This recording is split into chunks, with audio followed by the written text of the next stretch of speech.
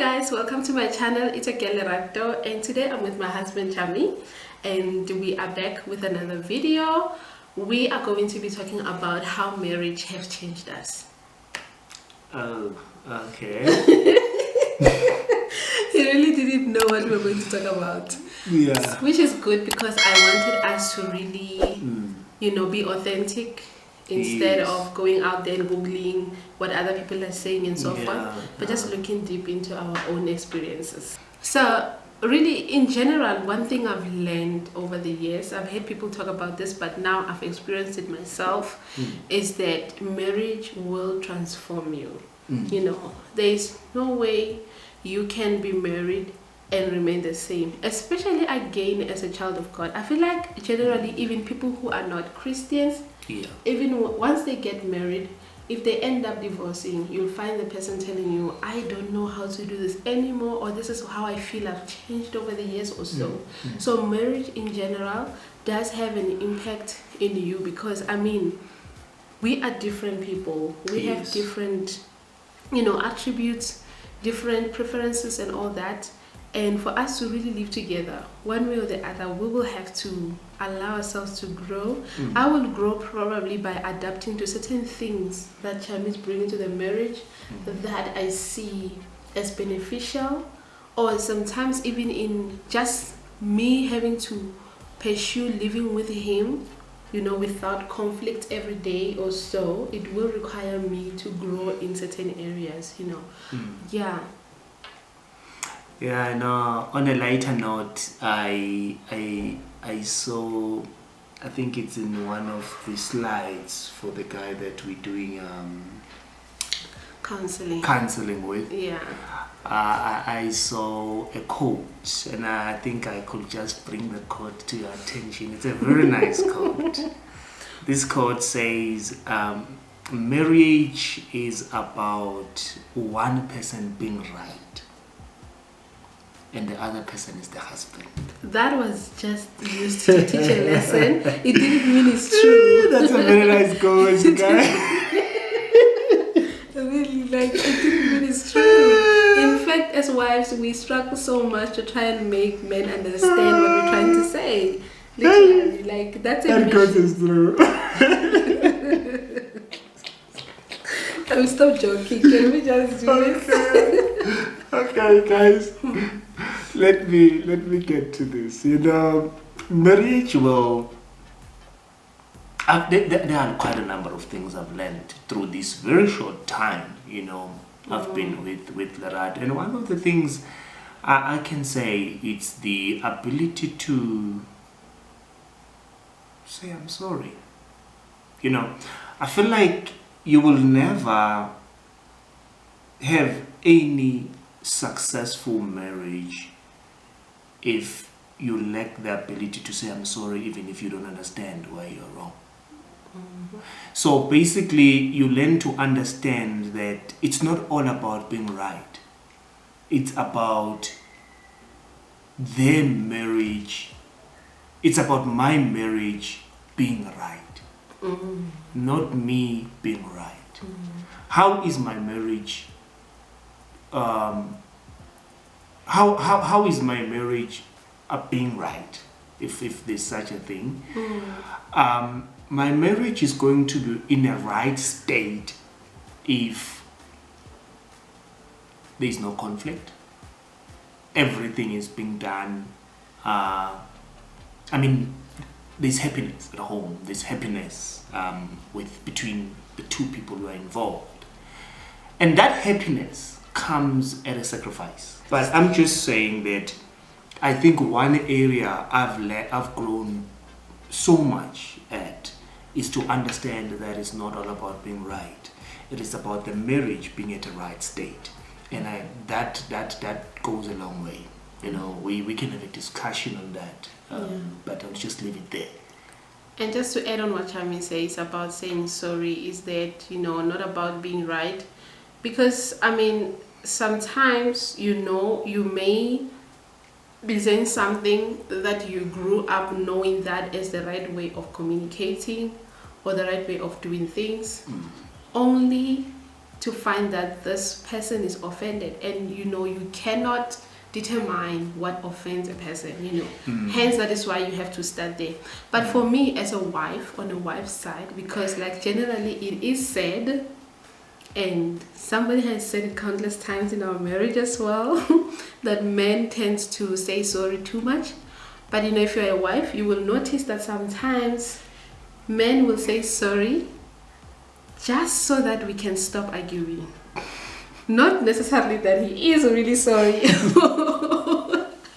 or he understand where he went wrong. Just, what, I'm sorry, yeah, let's do this, And one thing I've realized is that sometimes, I don't have to wait for him to understand, for me to be forgiving towards him. I don't have to wait for him to be always genuine when he says sorry, for me to forgive him. Sometimes forgiveness will have to be that thing that comes from within. And I see why Jesus Christ said that, he calls us to forgive, because we are being selfish when we expect God to forgive us, and then we don't forgive our own brother. Yes. And I realize that, sometimes that brother of yours will never come and say, I'm sorry. Yes. But God says, forgive that person. Yes. So what more of your own husband, who is seeing that, okay, the argument is going out of hand, and if I continue with what I'm saying, it's not going to end. So at least let me say sorry so that we can have peace. Then, you just have to forgive and try to start over. And that's one thing I've learned. I used to wait for people to be really genuine, or for someone to really understand, even if you're genuine in your sorry. I always wanted, you need to understand what exactly I'm saying, why he went wrong, before I can say, okay, now I forgive him because he knows where he went wrong. But really for me, marriage has really changed that aspect of forgiveness. And I feel that even now that I'm as a working person, in the work environment, I've realized that I have now even transferred that to my professionalism, whereby people, when they step on my toes, I get offended, and then I'm able to bounce back again and not hold a grudge, because that's just what marriage does. One other area that I feel marriage has challenged me in is just, the way in which I spend money. Like I'm a person who expresses my love in spending. That's how I am. Like, I express my love by, even with my son, I express my love when I buy him things. And even with my husband, he knows when it comes to who has bought more gifts, it's me. Who has done a lot of things financially, it's me. So, but he is that type of a person who expresses in love in, saving for a goal, a certain goal. And I found that in the smaller arguments that we've had about, what happened to this? Where did this money go? Like, literally my husband, not that he's stingy, because at the same time, we are able to just, we are able to eat out. We eat out, I don't know how many times in a month. We get to do those things. But at the same time, he's that person who also tracks where money goes, and I feel that it's like God provided him in my life to tone me down as well, because from the first year when I started working, literally I would just spend money, and I felt like, why should you suffer when you have money? I mean, why shouldn't you get that? So one area that marriage has changed me in is in how I spend my money, and in the things I get into financially, the type of financial commitments I make. I no longer get enticed by taking anything. You know how ladies in general, you can get a loan for, somebody selling handbags, I'm gonna get that. Somebody selling this, I'm gonna get that. But I'm now like conscious, is it worth it, or should I actually rather save up to do this or so and so forth? Yeah. I think you're right. And in your talk, you made me realize as well that that attribute of managing finances was there, but I feel like it was more intensified in marriage, because what I wanted to say is that marriage grows you to be the man, because it's a different phase of your life completely. You've never been, especially if you've never been married before, But even if you have been married before, you've never been married to the person you're married to. So, because every marriage is different. Yeah. So it means then you need to grow in one way or the other from that boy to this man, you know, and growth in that context is growth in all aspects of life. So it's growth in how you communicate, as we highlighted earlier, of what really matters. Is it your right and stuff? But it's also growth in finances, as she mentioned. And I think I've been always that kind of a guy who will say, I will save money, I'll keep money. And it was not though a big thing before I got married, because until I got married, sorry. But because before I got married, I will also spend in Yana there and there. But I think after getting married, I didn't have enough anyway. after getting married, I was very conscious of what do we do? Why are we doing that? Is it important? Do we really have to spend that much? Yeah, do we really have to spend that much? So it's a number of things when it comes to the financial topic. I mean, nobody can say I've been married, but I've not grown on how to use my finances.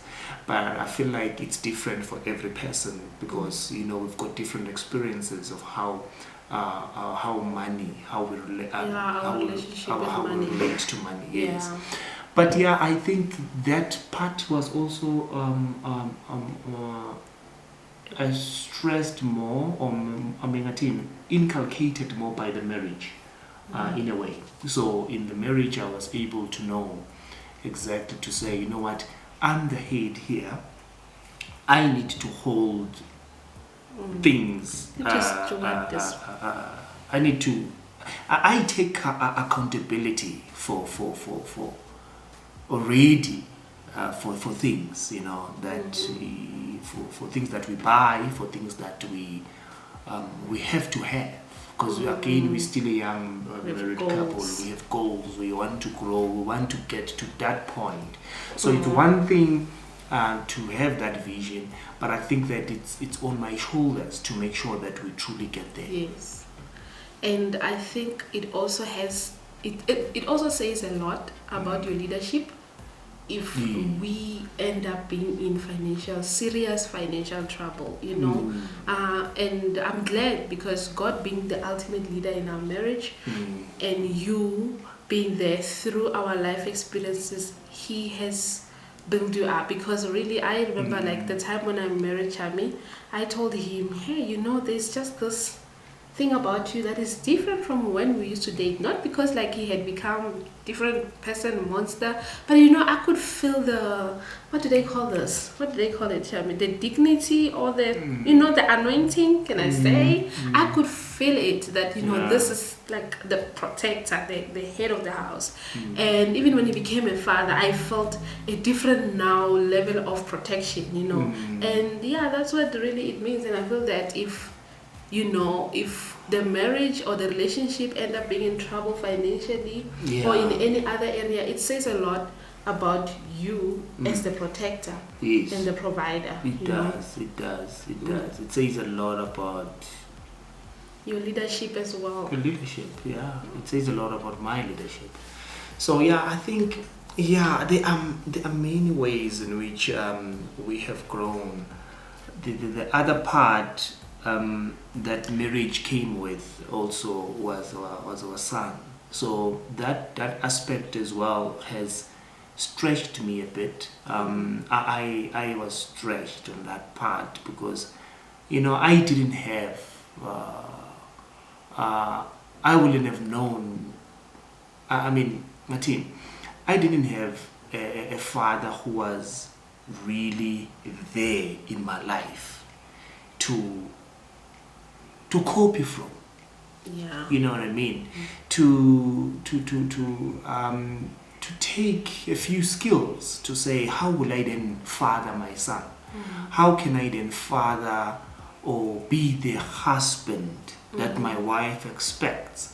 So the lack of that father figure made made it very difficult for me to transition from that boy to being this husband and being this father. Yeah.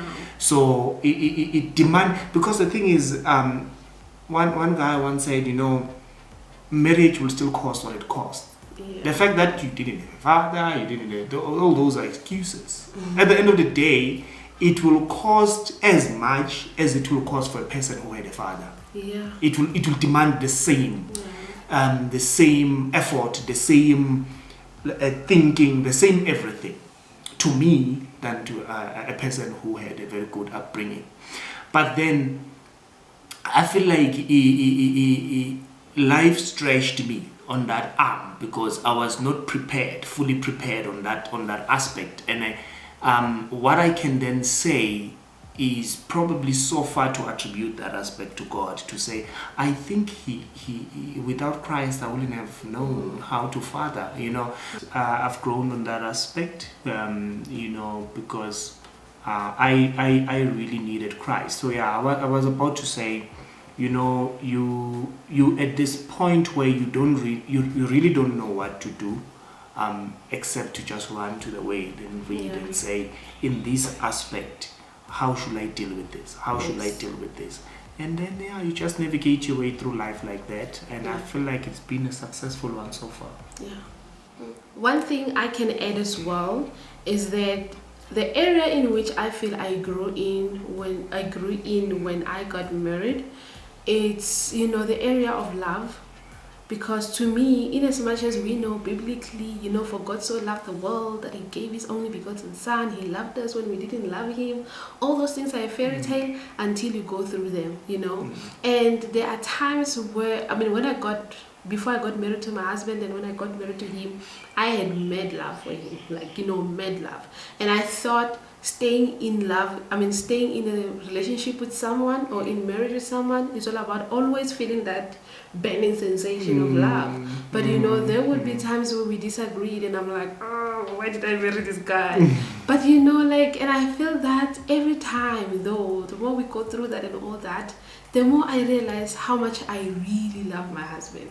Because literally right now as I talk like this, I can, I do know that come whatever or so, he still remains the man I'm happy I got married to, So I got to grow past the feelings, the temporary feelings and so forth, but to remain in love with the man I fell in love with, regardless of the changes and the growth we go through, Yes. That's an area that I grew in, guys, and we hope to share more on this,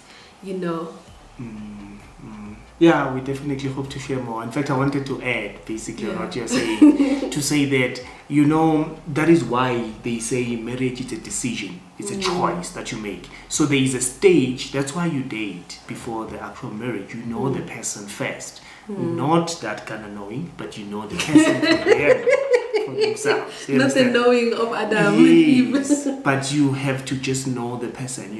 Can't get into marriage with somebody you don't even know, barely know. So that you can pass that pink stage, because the pink stage is everything is all about I love you, I love you, I love you.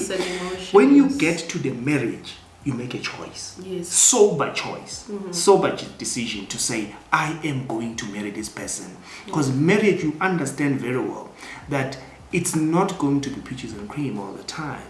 It's not going to, you make a sober decision. I am going to marry Chami. I am going to marry Lerato.